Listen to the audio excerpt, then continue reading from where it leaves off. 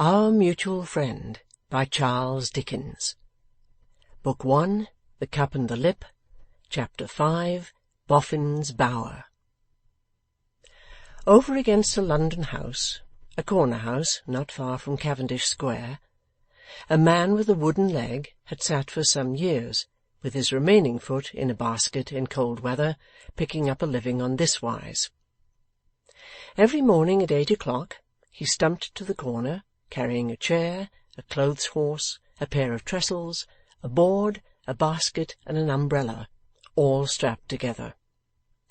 Separating these, the board and trestles became a counter, the basket supplied the few small lots of fruit and sweets that he offered for sale upon it, and became a foot-warmer. The unfolded clothes-horse displayed a choice collection of halfpenny ballads, and became a screen, and the stool planted within it became his post for the rest of the day. All weathers saw the man at the post.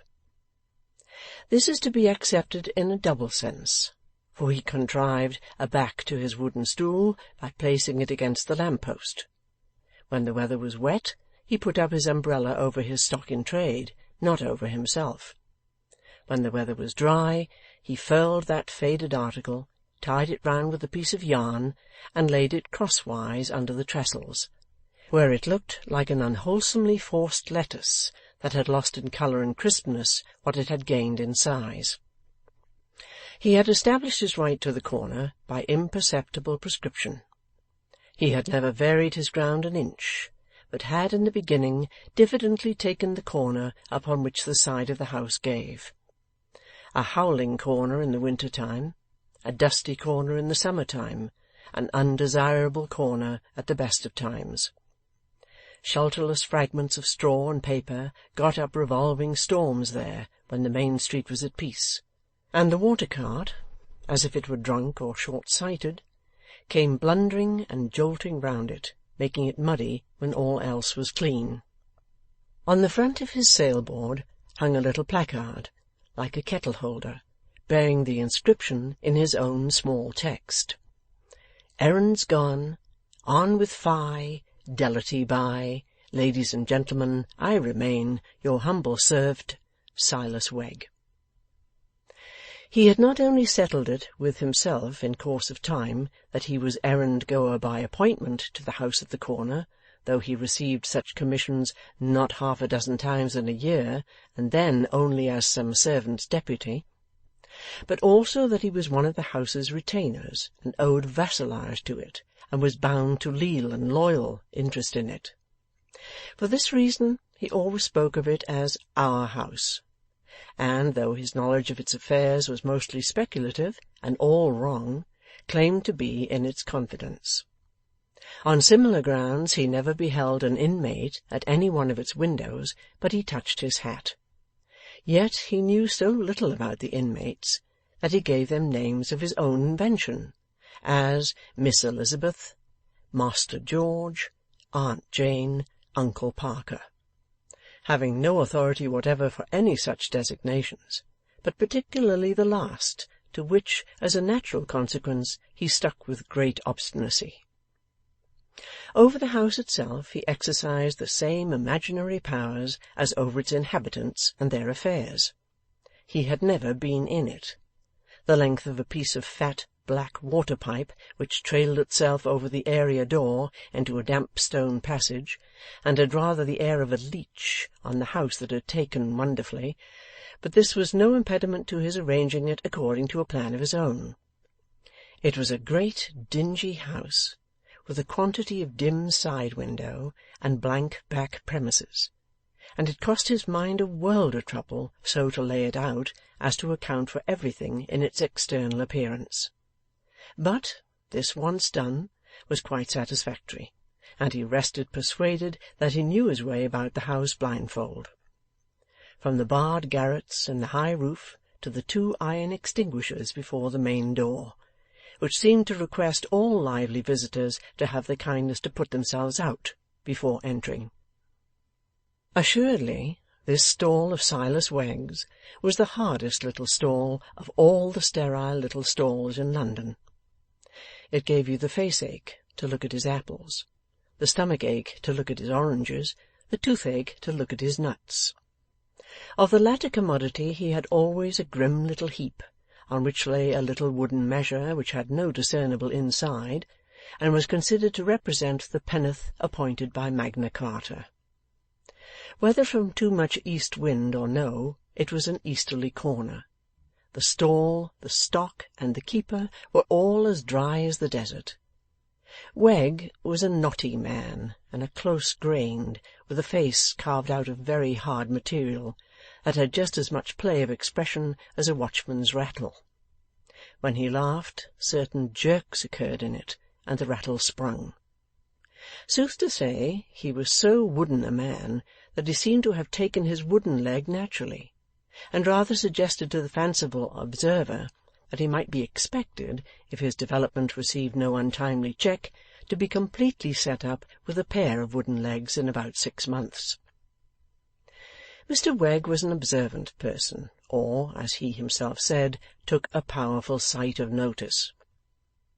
He saluted all his regular passers-by every day, as he sat on his stool backed up by the lamp-post, and on the adaptable character of these salutes he greatly plumed himself. Thus to the rector he addressed a bow, compounded of lay deference, and a slight touch of the shady preliminary meditation at church. To the doctor a confidential bow, as to a gentleman whose acquaintance with his inside he begged respectfully to acknowledge, before the quality he delighted to abase himself, and for Uncle Parker, who was in the army, at least so he had settled it, he put his open hand to the side of his hat in a military manner which that angry-eyed, buttoned-up, inflammatory-faced old gentleman appeared but imperfectly to appreciate. The only article in which Silas dealt that was not hard was gingerbread. On a certain day, some wretched infant having purchased the damp gingerbread horse, fearfully out of condition, and the adhesive bird-cage which had been exposed for the day's sale, he had taken a tin box from under his stool to produce a relay of those dreadful specimens, and was going to look in at the lid, when he said to himself, pausing, "Oh, here you are again."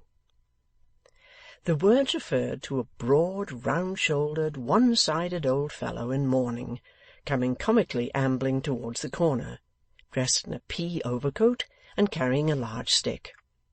He wore thick shoes, and thick leather gaiters, and thick gloves like a hedger's.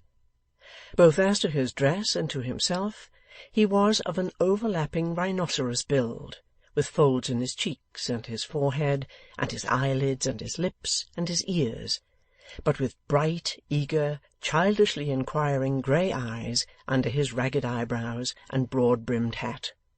A very odd-looking old fellow altogether. "Here you are again," repeated Mr Wegg, musing. "And what are you now? Are you in the funds, or where are you? Have you lately come to settle in this neighbourhood, or do you own to another neighbourhood? Are you in independent circumstances, or is it wasting the motions of a bow on you? Come, I'll speculate. I'll invest a bow in you."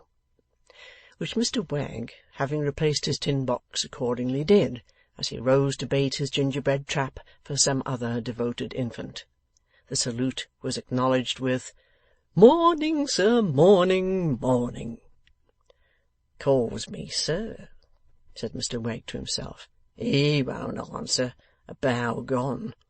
Morning, morning, morning." "Appears to be rather a hearty old cock too," said Mr Wegg as before. "Good morning to you, sir." "Do you remember me, then?" asked his new acquaintance, stopping in his amble one-sided before the stall, and speaking in a pounding way, though with great good humour. "I have noticed you go past our house, sir, several times in the course of the last week or so." "Our house," repeated the other. "Meaning?" "Yes," said Mr Wegg, nodding as the other pointed the clumsy forefinger of his right glove at the corner house. "Oh, now what?" pursued the old fellow in an inquisitive manner, carrying his knotted stick in his left arm as if it were a baby. What do they allow you now?" "It's job work that I do for our house," returned Silas dryly and with reticence. "It's not yet brought to an exact allowance." "Oh, it's not yet brought to an exact allowance. No, it's not yet brought to an exact allowance. Oh, morning, morning, morning!" "Appears to be rather a cracked old cock," thought Silas, qualifying his former good opinion as the other ambled off. But, in a moment, he was back again, with the question, "How did you get your wooden leg?" Mr Wegg replied, tartly, to this personal inquiry, "In an accident." "Do you like it?" "Well, I haven't got to keep it warm," Mr Wegg made answer, in a sort of desperation occasioned by the singularity of the question. "He hasn't," repeated the other to his knotted stick, as he gave it a hug. "He hasn't got to keep it warm. Did you ever hear of the name of Boffin?" "No," said Mr Wegg, who was growing restive under this examination. "I never did hear the name of Boffin." "Do you like it?" "Why, no," retorted Mr Wegg, again approaching desperation. "I can't say I do." "Why don't you like it?" "I don't know why I don't," retorted Mr Wegg, approaching frenzy. "But I don't at all." "Now, I'll tell you something that'll make you sorry for that," said the stranger, smiling. "My name's Boffin." "I can't help it," returned Mr Wegg, implying in his manner the offensive addition. "And if I could, I wouldn't." "But there's another chance for you," said Mr Boffin, smiling still. "Do you like the name of Nicodemus? Think it over. Nick or Noddy?" "It is not, sir," Mr Wegg rejoined, as he sat down on his stool, with an air of gentle resignation, combined with melancholy candour, "it is not a name as I could wish any one that I had a respect for to call me by. But there may be persons that would not view it with the same objections. I don't know why," Mr Wegg added, anticipating another question. "Noddy Boffin," said that gentleman. "Noddy. That's my name. Noddy or Nick Boffin. What's your name?" "Silas Wegg. I don't," said Mr Wegg, bestirring himself to take the same precaution as before, "I don't know why Silas, and I don't know why Wegg." "Now, Wegg," said Mr Boffin, hugging his stick closer, "I want to make a sort of offer to you. Do you remember when you first see me?" The wooden Wegg looked at him with a meditative eye, and also with a softened air, as descrying possibility of profit.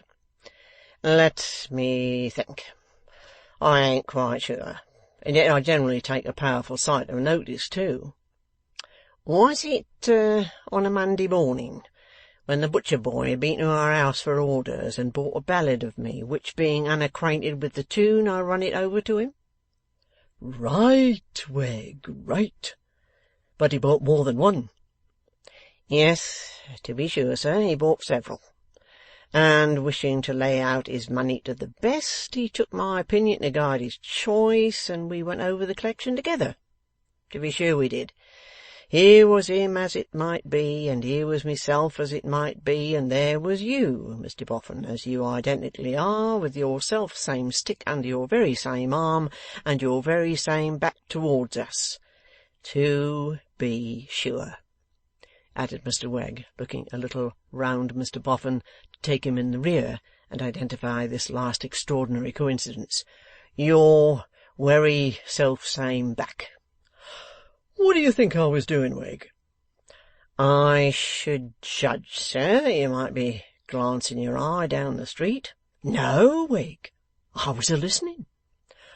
"Was you, indeed?" said Mr Wegg, dubiously. "Not in a dishonourable way, Wegg, because you was singing to the butcher, and you wouldn't sing secrets to a butcher in the street, you know." "It never happened that I did so yet, to the best of my remembrance," said Mr Wegg, cautiously. "But I might do it. A man can't say what he might wish to do some day or another. This, not to release any little advantage he might derive from Mr Boffin's avowal. Well, repeated Boffin, I was a-listening to you and to him. And what do you haven't got another stool, have you? I'm rather thick in me breath. I haven't got another, but you're welcome to this, said Wegg, resigning it. It's a treat to me to stand. Lord! exclaimed Mr Boffin, in a tone of great enjoyment, as he settled himself down, still nursing his stick like a baby. It's a pleasant place, this, and then to be shut in on each side with these ballads like so many book-leaf blinkers. Why, it's delightful. If I'm not mistaken, sir, Mr Wegg delicately hinted, resting a hand on his stall and bending over the discursive Boffin, you alluded to some offer or another that was in your mind. I'm coming to it. All right, I'm coming to it. I was going to say that when I listened that morning, I listened with admiration amounting to awe. I thought to myself, here's a man with a wooden leg, a literary man with— Not exactly so, sir, said Mr Wegg. Why, you know every one of these songs by name and by tune, and if you want to read or sing any one on 'em off straight, you've only to whip on your spectacles and do it, cried Mr Boffin. I see you at it. Well, sir, returned Mr Wegg with a conscious inclination of the head, we'll say literary, then. A literary man, with a wooden leg, and all print is open to him. That's what I thought to myself that morning, pursued Mr Boffin, leaning forward to describe, uncramped by the clothes horse, as large an arc as his right arm could make. All print is open to him, and it is, ain't it? Why, truly, sir, Mr Wegg admitted with modesty, I believe you couldn't show me the piece of English print that I wouldn't be equal to collaring and throwing. On the spot, said Mr Boffin. On the spot? I knowed it. Then consider this. Here am I, a man without a wooden leg, and yet all print is shut to me. Indeed, sir, Mr Wegg returned with increasing self-complacency. Education neglected? Neglected, repeated Boffin with emphasis. That ain't no word for it. I don't mean to say, but what if you showed me a B, I could so far give you change for it as to answer Boffin. Come, sir, said Mr Wegg, throwing in a little encouragement. That's something, too. It's something, answered Mr Boffin, but I'll take my oath it ain't much. Perhaps it's not as much as could be wished by an inquiring mind, sir, Mr Wegg admitted. Now, look here. I'm retired from business. Me and Mrs Boffin, Henrietty Boffin, which her father's name was Henry and her mother's name was Etty, and so you get it. We live on a compittance under the will of a diseased governor. Gentleman dead, sir? Man alive! Don't I tell you? A diseased governor. Now, it's too late for me to begin shovelling and sifting at alphabets and grammar books. I'm getting to be an old bird. I want to take it easy, but I want some reading, some fine, bold reading, some splendid book in a gorging Lord Mayor's show of volumes. Probably meaning gorgeous, but misled by association of ideas, as'll reach right down your point of view and take time to go by you. How can I get that reading, Wegg? By, tapping him on the breast with the head of his thick stick, paying a man truly qualified to do it. So much an hour, say twopence, to come and do it. Flattered, sir, I am sure, said Wegg, beginning to regard himself in quite a new light. Phew! This is the offer you mentioned, sir? Yes. Do you like it? I am considering of it, Mr Boffin.' 'I don't,' said Boffin in a free-handed manner, 'want to tie a literary man with a wooden leg down too tight. A halfpenny an hour shan't part us. The hour's your own to choose. After you've done for the day with your house here, I live over Maiden Lane way, out Holloway direction, and you've only got to go east and by north when you've finished here, and you're there. Twopence halfpenny an hour,' said Boffin, taking a piece of chalk from his pocket and getting off the stool to work the sum on the top of it in his own way. 2 long 'uns and a short 'un. Twopence halfpenny, 2 shut uns is a long 'un, and two long 'uns is 4 long 'uns, making 5 long uns, 6 times a week at 5 long uns a night, scoring them all down separately, and you mount up to 30 long uns, a round 'un, £half-a-crown. Pointing to this result as a large and satisfactory one, Mr Boffin smeared it out with his moistened glove and sat down on the remains. 'Half-a-crown,' said Wegg, meditating. 'Yes, it ain't much, sir, £half-a-crown.' 'Per week, you know.' 'Per week? Yes. As to the amount of strain upon the intellect now, was you thinking at all of poetry?' Mr Wegg inquired, musing. 'Would it come dearer?' Mr Boffin asked. 'It would come dearer,' Mr Wegg returned, 'for when a person comes to grind off poetry night after night, it is but right he should expect to be paid for its weakening effect on his mind.' 'To tell you the truth, Wegg,' said Boffin, 'I wasn't thinking of poetry, except in so far as this. If you was to happen now and then to feel yourself in the mind to tip me and Mrs Boffin one of your ballads, why then we should drop into poetry.' 'I follow you, sir,' said Wegg, 'but not being a regular musical professional, I shall be loath to engage myself for that, and therefore when I dropped into poetry, I should ask to be considered so, for in the light of a friend.' At this Mr Boffin's eyes sparkled, and he shook Silas earnestly by the hand, protesting that it was more than he could have asked, and that he took it very kindly indeed. 'What do you think of the terms, Wegg?' Mr Boffin then demanded with unconcealed anxiety. Silas, who had stimulated this anxiety by his hard reserve of manner, and who had begun to understand his man very well, replied with an air as if he were saying something extraordinarily generous and great, 'Mr Boffin, I never bargain.' 'So I should have thought of you,' said Mr Boffin admiringly. 'No, sir, I never did haggle, and I never will haggle. Consequently, I meet you at once, free and fair, with done for double the money.' Mr Boffin seemed a little unprepared for this conclusion, but assented, with the remark, 'You know better what it ought to be than I do, Wegg,' and again shook hands with him upon it. 'Could you begin to-night, Wegg?' he then demanded. 'Yes, sir,' said Mr Wegg, carefully to leave all the eagerness to him. 'I see no difficulty, if you wish it. You are provided with the needful implement. A book, sir?' 'Bought him at a sale,' said Mr Boffin. 8 volumes, red and gold, purple ribbon in every volume to keep the place where you leave off. Do you know him?'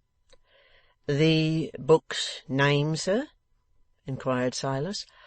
'I thought you might have knowed him without it,' said Mr Boffin, slightly disappointed. 'His name is Decline and Fall Off the Russian Empire.' Mr Boffin went over these stones slowly and with much caution.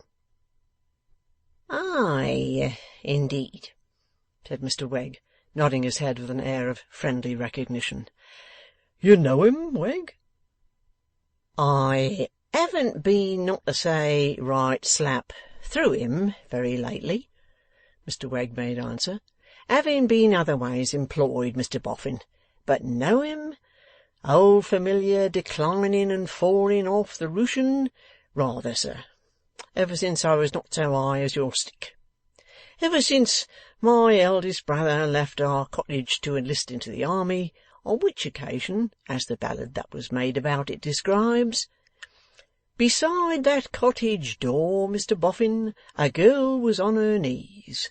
She held aloft a snowy scarf, sir, which, my eldest brother noticed, fluttered in the breeze. She breathed a prayer for him, Mr Boffin, a prayer he could not hear, and my eldest brother leaned upon his sword, Mr Boffin, and wiped away a tear. Much impressed by this family circumstance, and also by the friendly disposition of Mr Wegg, as exemplified in his so soon dropping into poetry, Mr Boffin again shook hands with that ligneous sharper, and besought him to name his hour. Mr Wegg named 8. Where I live, said Mr Boffin, is called the Bower. Boffin's Bower is the name Mrs Boffin christened it when we came into it as a property. If you should meet with anybody that don't know it by that name, which hardly anybody does, when you've got nigh upon about a odd mile or say and a quarter if you like up Maiden Lane, Battle Bridge, ask for Harmony Jail, and you'll be put right. I shall expect you, Wegg, said Mr Boffin, clapping him on the shoulder with the greatest enthusiasm, most joyfully. I shall have no peace or patience till you come. Print is now opening ahead of me. This night, a literary man, with a wooden leg. He bestowed an admiring look upon that decoration, as if it greatly enhanced the relish of Mr Wegg's attainments, will begin to lead me a new life. My fist again, Wegg. Morning, morning, morning. Left alone at his stall, as the other ambled off, Mr Wegg subsided into his screen, produced a small pocket-handkerchief of a penitentially scrubbing character, and took himself by the nose with a thoughtful aspect. Also, while he still grasped that feature, he directed several thoughtful looks down the street after the retiring figure of Mr Boffin. But profound gravity sat enthroned on Wegg's countenance. For, while he considered within himself that this was an old fellow of rare simplicity, that this was an opportunity to be improved, and that here might be money to be got beyond present calculation, still he compromised himself by no admission that his new engagement was at all out of his way or involved the least element of the ridiculous. Mr Wegg would even have picked a handsome quarrel with any one who should have challenged his deep acquaintance with those aforesaid 8 volumes of Decline and Fall. His gravity was unusual, portentous, and immeasurable, not because he admitted any doubt of himself, but because he perceived it necessary to forestall any doubt of himself in others. And herein he ranged with that very numerous class of impostors who are quite as determined to keep up appearances to themselves as to their neighbours.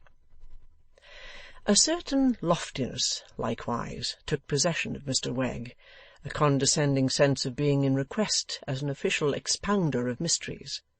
It did not move him to commercial greatness, but rather to littleness, insomuch that if it had been within the possibilities of things for the wooden measure to hold fewer nuts than usual, it would have done so that day.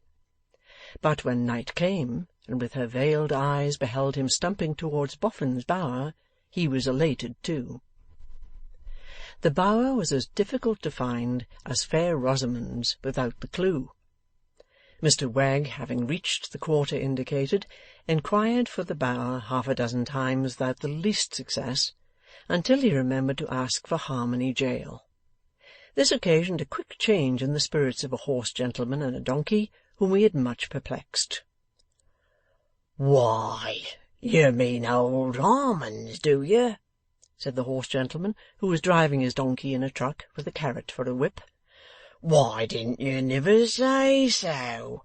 Headed and me is a-going by him. Jump in."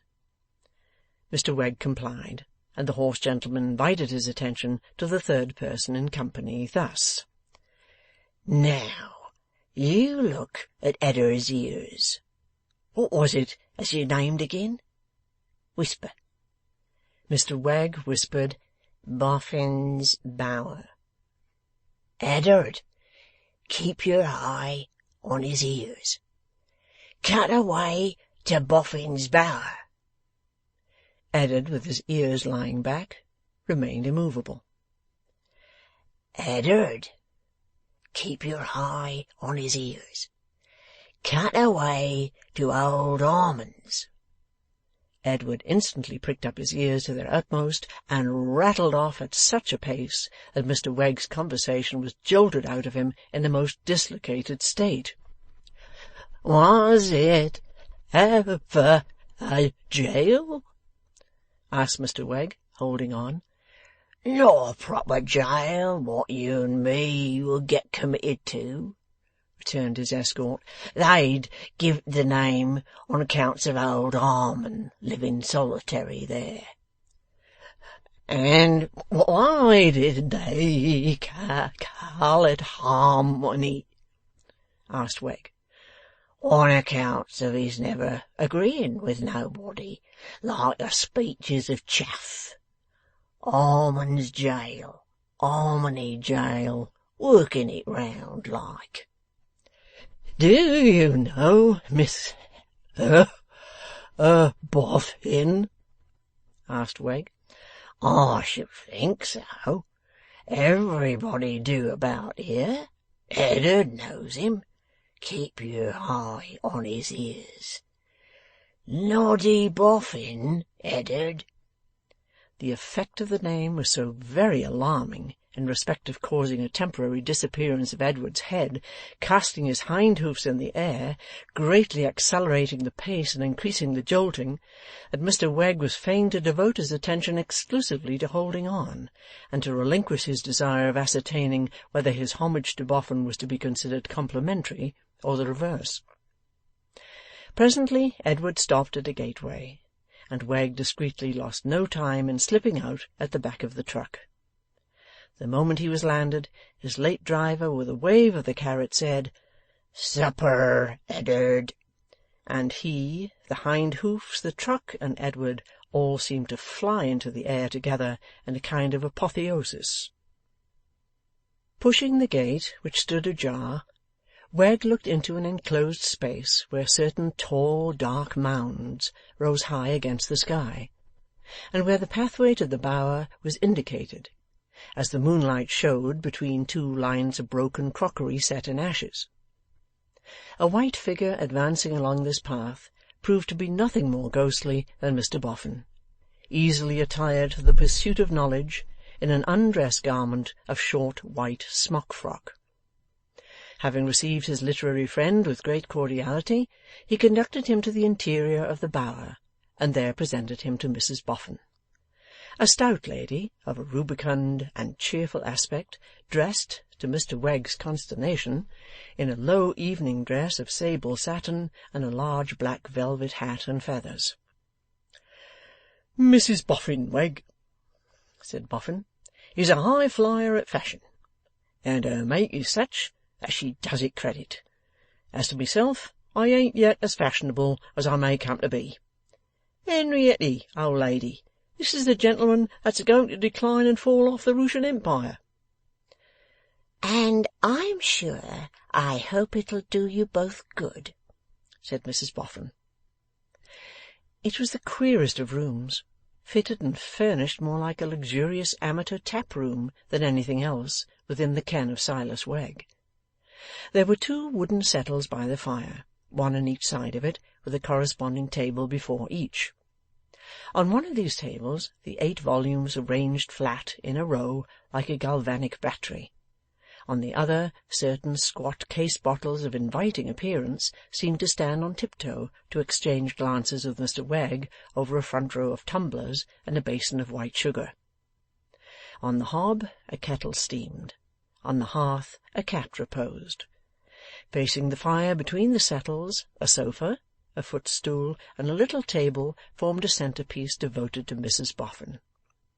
They were garish in taste and colour, but were expensive articles of drawing-room furniture that had a very odd look beside the settles and the flaring gaslight pendant from the ceiling. There was a flowery carpet on the floor, but instead of reaching to the fireside, its glowing vegetation stopped short at Mrs Boffin's footstool, and gave place to a region of sand and sawdust. Mr Wegg also noticed with admiring eyes that, while the flowery land displayed such hollow ornamentation as stuffed birds and waxen fruits under glass shades, there were in the territory where vegetation ceased compensatory shelves, on which the best part of a large pie, and likewise of a cold joint, were plainly discernible among other solids. The room itself was large, though low, and the heavy frames of its old-fashioned windows and the heavy beams in its crooked ceiling seemed to indicate that it had once been a house of some mark, standing alone in the country.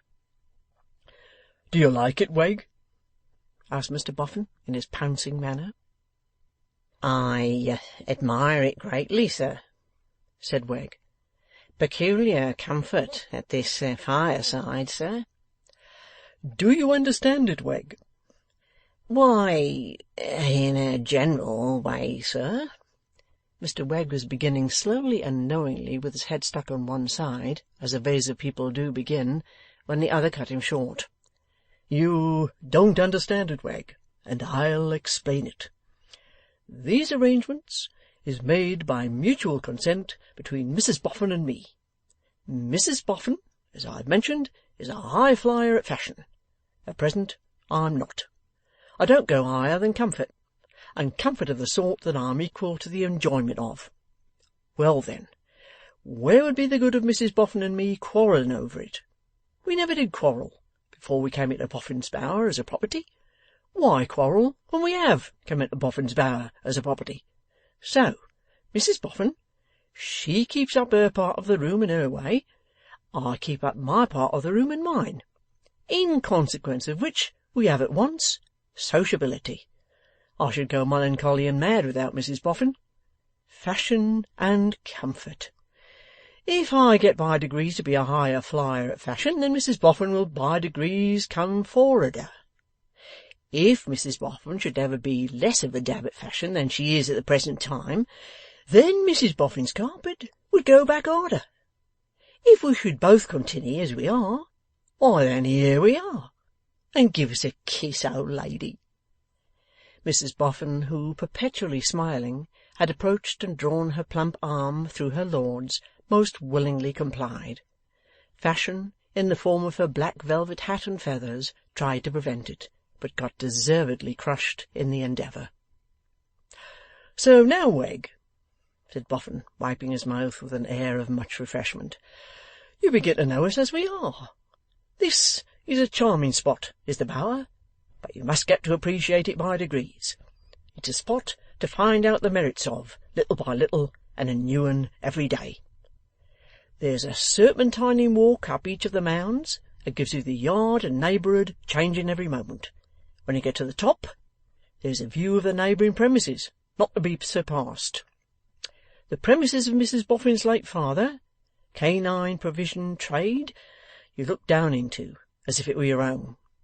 And the top of the high mound is crowned with a lattice-work arbour, in which, if you don't read out loud many a book in the summer, I, and as a friend, drop many a time into poetry too, it shan't be my fault. Now, what'll you read on?" Thank you, sir," returned Wegg, as if there were nothing new in his reading at all. "I generally do it on gin and water." "Keeps the organ moist, does it, Wegg?" asked Mr Boffin, with innocent eagerness. "No, sir," replied Wegg coolly. "I should hardly describe it so, sir. I should say mellers it. Mellers it is the word I should employ, Mr Boffin." His wooden conceit and craft kept exact pace with the delighted expectation of his victim. The visions rising before his mercenary mind of the many ways in which this connection was to be turned to account, never obscured the foremost idea natural to a dull overreaching man, that he must not make himself too cheap. Mrs Boffin's fashion, as a less inexorable deity than the idol usually worshipped under that name, did not forbid her mixing for her literary guest, or asking if he found the result to his liking. On his returning a gracious answer, and taking his place at the literary settle, Mr Boffin began to compose himself as a listener at the opposite settle with exultant eyes. "Sorry to deprive you of a pipe, Wegg," he said, filling his own, "but you can't do both together. Oh, and another thing I forgot to name. When you come in here of an evening, and look round you, and notice anything on a shelf that happens to catch your fancy, mention it." Wegg, who had been going to put on his spectacles, immediately laid them down, with the sprightly observation, "You read my thoughts, sir. Do my eyes deceive me, or is that object up there a pie? It can't be a pie." "Yes, it's a pie, Wegg," replied Mr Boffin, with a glance of some little discomfiture at the decline and fall. "Have I lost my smell for fruits, or is it an apple pie, sir?" asked Wegg. "It's a veal and ham pie," said Mr Boffin. "Is it indeed, sir? And it would be hard, sir, to name the pie that is a better pie than a wheel and hammer," said Mr Wegg, nodding his head emotionally. "Have some, Wegg?" "Thank you, Mr Boffin. I think I will, at your invitation. I wouldn't at any other parties at the present juncture, but at yours, sir. And meat jelly too, especially when a little salt, which is the case where there's ham, is mellering to the organ, is very mellering to the organ." Mr Wegg did not say what organ, but spoke with a cheerful generality. So the pie was brought down, and the worthy Mr Boffin exercised his patience until Wegg, in the exercise of his knife and fork, had finished the dish, only profiting by the opportunity to inform Wegg that although it was not strictly fashionable to keep the contents of a larder thus exposed to view, he, Mr Boffin, considered it hospitable, for the reason that instead of saying in a comparatively unmeaning manner to a visitor, "There are such and such edibles downstairs, will you have anything up?" you took the bold practical course of saying, "Cast your eye along the shelves, and if you see anything you like there, have it down." And now Mr Wegg at length pushed away his plate and put on his spectacles, and Mr Boffin lighted his pipe and looked with beaming eyes into the opening world before him, and Mrs Boffin reclined in a fashionable manner on her sofa, as one who would be part of the audience if she found she could, and would go to sleep if she found she couldn't. "Ahem," began Wegg. "This, Mr Boffin and lady, is the first chapter of the first volume of the Decline and Fall of—" Here he looked hard at the book and stopped. "What's the matter, Wegg?"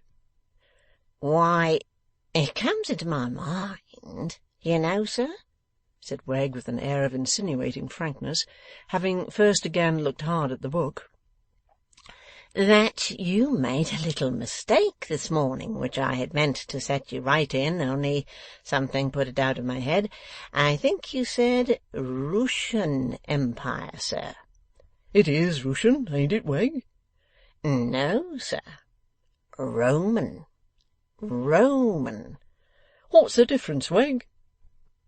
"The difference, sir—" Mr Wegg was faltering and in danger of breaking down, when a bright thought flashed upon him. "The difference, sir— there you place me in a difficulty, Mr Boffin. Suffice it to observe that the difference is best postponed to some other occasion when Mrs Boffin does not honour us with her company. In Mrs Boffin's presence, sir, we had better drop it." Mr Wegg thus came out of his disadvantage with quite a chivalrous air. And not only that, but by dint of repeating with a manly delicacy, "In Mrs Boffin's presence, sir, we had better drop it," turned the disadvantage on Boffin, who felt that he had committed himself in a very painful manner.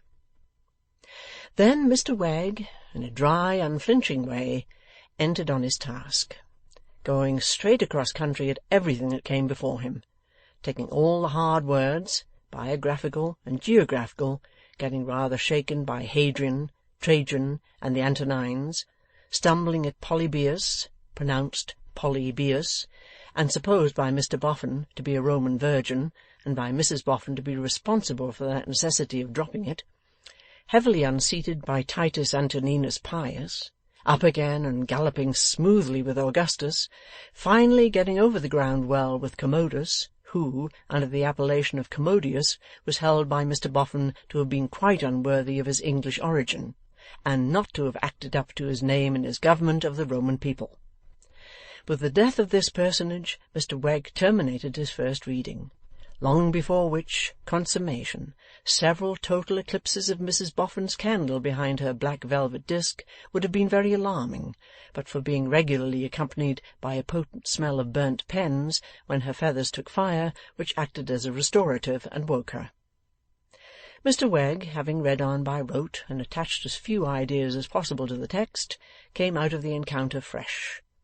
But Mr Boffin, who had soon laid down his unfinished pipe, and had ever since sat intently staring with his eyes and mind at the confounding enormities of the Romans, was so severely punished that he could hardly wish his literary friend good night, and articulate to-morrow. "Commodious!" gasped Mr Boffin, staring at the moon, after letting Wegg out at the gate and fastening it. "Commodious fights in that wild beast show 735 times in one character only. As if that wasn't stunning enough, 100 lions is turned into the same wild beast show all at once. As if that wasn't stunning enough, Commodious in another character kills 'em all off in 100 goes. And as if that wasn't stunning enough, Vitellus, and well named too, eats 6 millions worth, English money, in 7 months. Wegg takes it easy, but upon my soul, to an old bird like myself, these are scarers. And even now that Commodious is strangled, I don't see a way to our bettering ourselves."